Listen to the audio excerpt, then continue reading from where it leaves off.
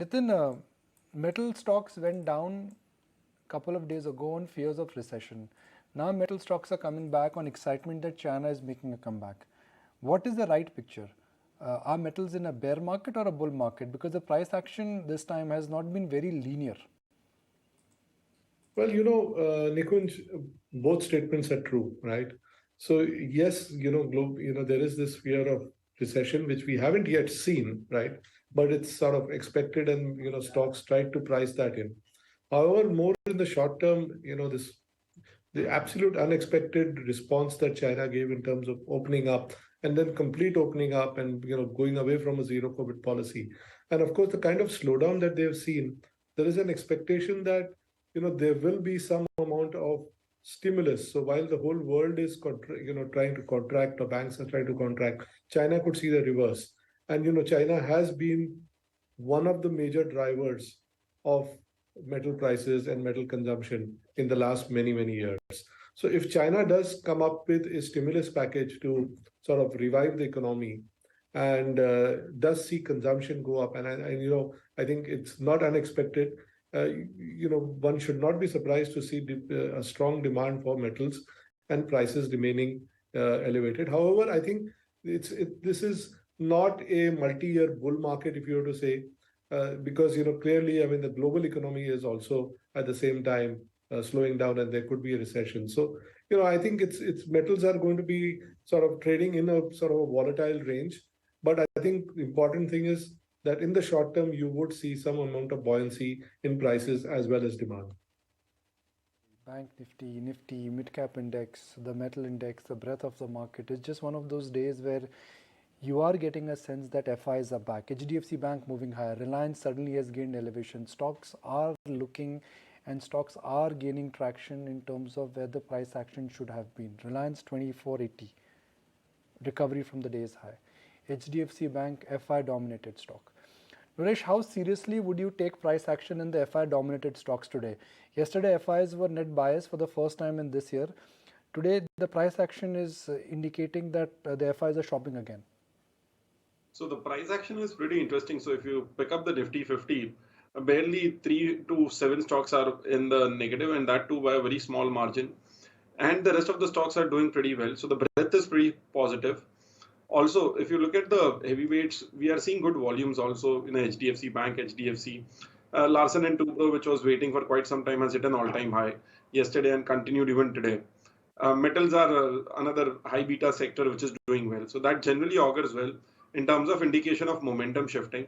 Now, the next price point I'll be watching out for the Nifty is 18,250. If we close above that, that confirms a short-term momentum and gives up a target of 18,600 also possible in this move. So the bias, which was positive, continues to remain positive, and it becomes more momentum once we sustain about 18,250. We've done the first breakout about 18,100. Similar price point for Bank Nifty would be 42,500 to 700 band. If that crosses, that would be a short-term breakout as well. Is that strategy? We've been talking about this 18,000, 17,800, 18,400. You go below that, it becomes a bottomless pit. Correct. You go above that, it is clear blue skies, at least for Nifty in the short term.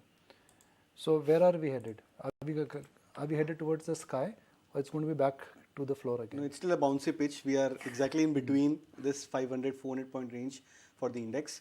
But the only good part about the markets in the last couple of days is a lot of large cap names are making a comeback, and very strong large cap names. So we are not talking of, we are talking of the likes of L&T, we are talking of the likes of HDFC Bank, Ultratech Cement. These are solid large cap names which are making a comeback for themselves. Some of them are breaking past about their 3 months, 6 months highs. Some of them are breaking past about their multi-month, multi-year highs for themselves, like Ultratech Cement, for example.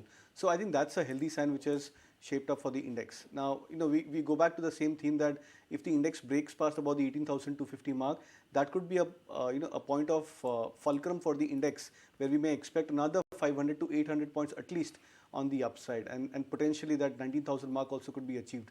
But I think as an index trader, you have to wait out for those levels to play out. We've waited long enough to try and expect any kind of a breakdown below the 17,800 mark.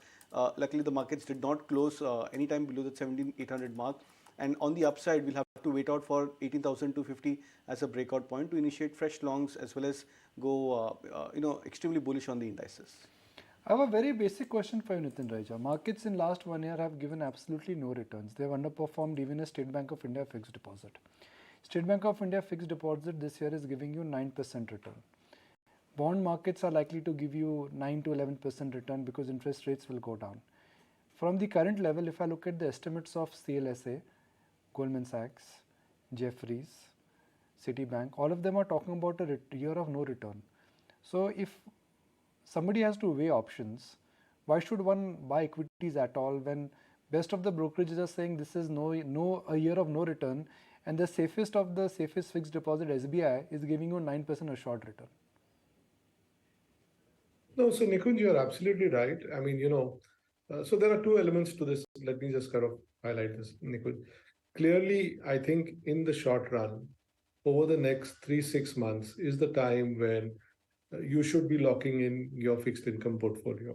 Because I think, give or take maybe another 25 to 50 basis point hike from here, if that happens, you would see the peak of the interest rate, hike cycle taking place over the next 3-6 months. And that's a good time for you to sort of lock in your fixed income portfolio, right?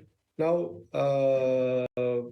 but if you take a little bit of a longer term view, I mean, clearly, right, if you take the last 25, 30 years, equities has delivered a sort of a 12% compounded return. So, and if you have just done passive investing, the point is that you've had 2 great years prior to the last year, and this and in the short term you are going to see that consolidating phase.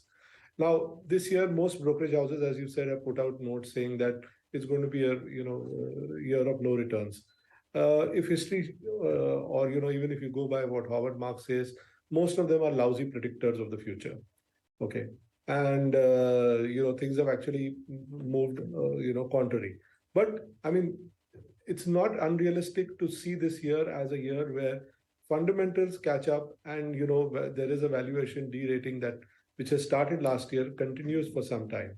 But I mean, that could very well set the ground somewhere in the next 6 months for the next round of equity returns to start taking place. So I think, if I look at the next 6 months, probably fixed income, yes, lock in your returns.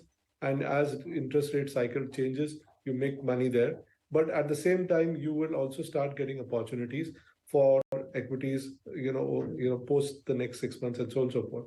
Further, and more importantly, right, India has always been a bottom-up stock pickers market. Last year being an anomaly where the index actually delivered and most active managers found it difficult to outperform.